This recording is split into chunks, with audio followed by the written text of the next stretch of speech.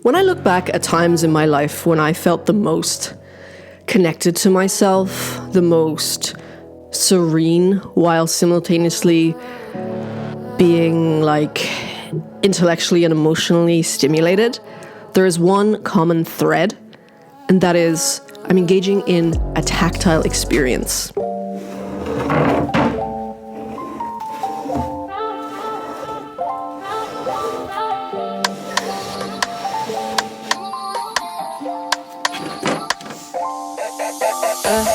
Back in the city where the lights stay wild. Bass hit heavy, got a club on trial. Shorty too bad, got a dangerous smile. On the headline, maybe not just a stop. Pull up clean, no stress on me. Wrist on cold, neck like sea. Conversely, when I look back at some of the darkest, emptiest periods of my life, the things that I'm touching all day is just screens and keyboards, and I'm stuck in this endless cycle of doom scrolling and being lost in my labyrinthine mind. So the first thing I want to talk about is my journey with...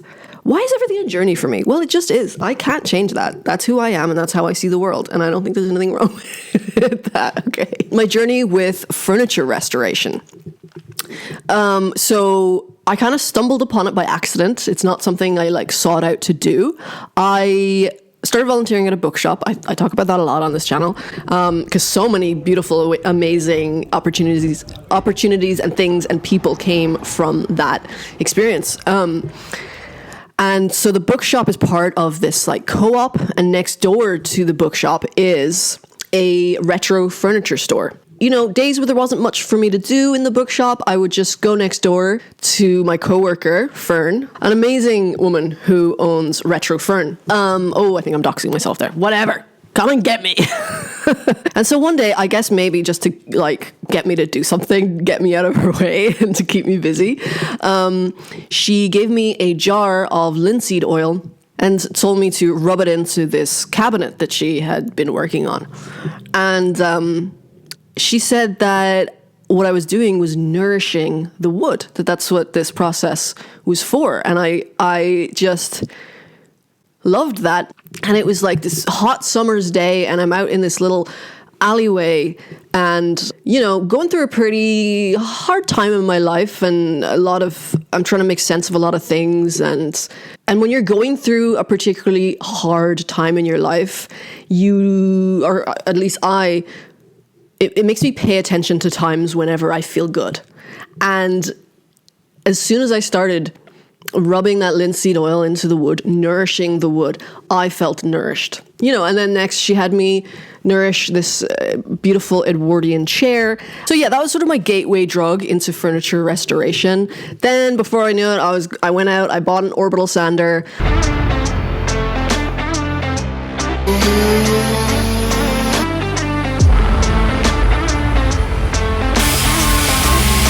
So yeah, I was like, wow, what is it about this process that makes me feel so at peace with myself, so at peace with the world around me, and also excited and motivated. And when I really thought, because I can't just enjoy something. I am incapable of just enjoying something. I have to analyze it, and I have to know exactly what is going on. And I think I got to the bottom of it, and it is all the different tactile experiences. I would find myself just craving the feeling of sandpaper and the smell of sawdust.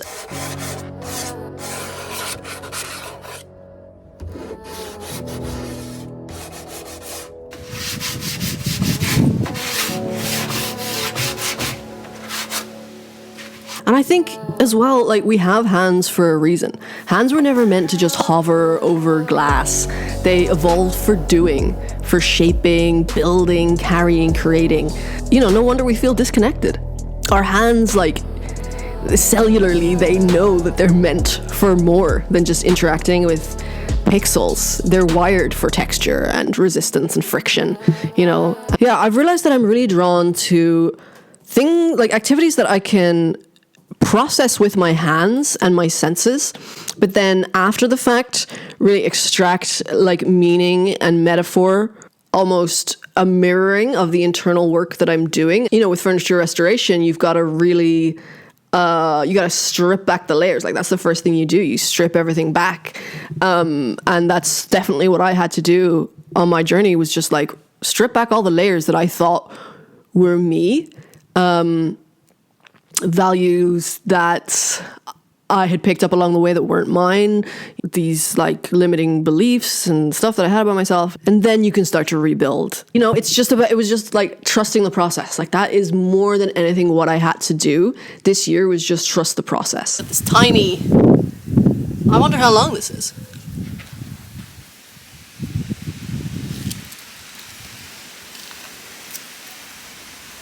Who's to say? Okay, that was stupid.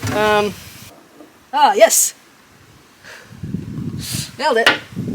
Yeah, at first I was trying. Oh god. I think I'm breathing in toxic paint fumes. I want to eat it so badly. Okay.